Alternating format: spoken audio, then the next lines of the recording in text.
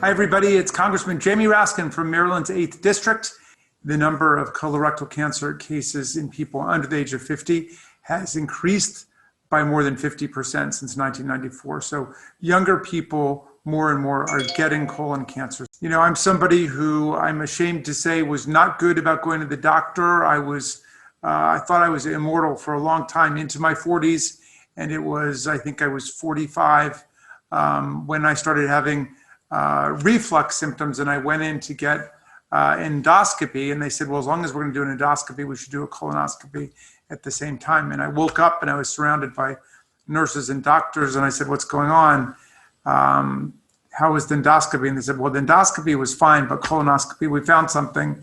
And then on that day, you know, a day when, everything was going great for me. I have a beautiful family and wife and 2 jobs I loved. I was a state senator and everything. And suddenly I was off to the land of the sick. And I'm just glad that it was caught when it was. It was stage 3, but it was early enough that radiation and chemotherapy and surgery were able to treat me. And I've been a survivor now for almost 10 years.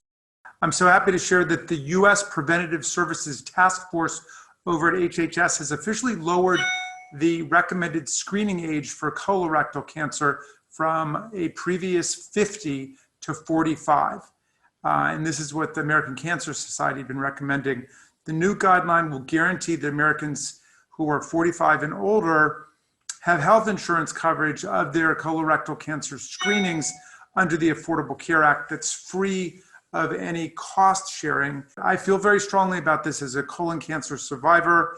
I know that early screening works, and early screening is the key to surviving this cancer, because colon cancer is a terrible cancer, but it is slow moving. And if you catch it early enough, if you can detect it, you can stop it and you can turn it around.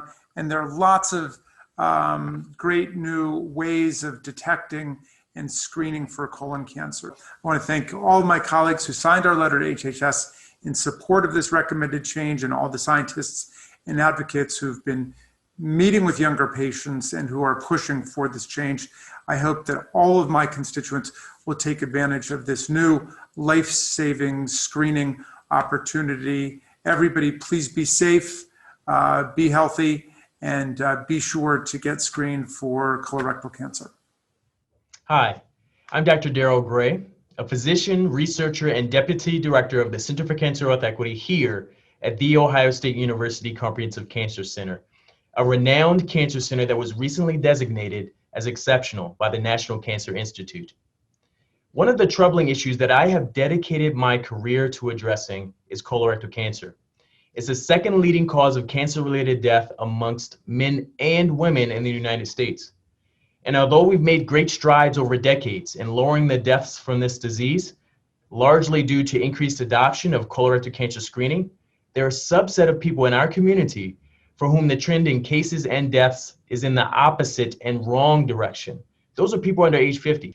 And certainly, I've had far too many discussions with adults less than 50 and their families about a new diagnosis of colorectal cancer. Additionally, the burden of this disease is not equitably distributed. It's well known that African Americans tend to present earlier with later stage of disease. And in fact, over 10 years ago, the American College of Gastroenterology recommended earlier screening amongst African Americans starting age 45 instead of age 50. And more recently, the American Cancer Society recommended that all Americans start screening at age 45. Screening helps us to interrupt the continuum from development of a polyp or small precancerous lesion to development of a cancer. We can beat colorectal cancer.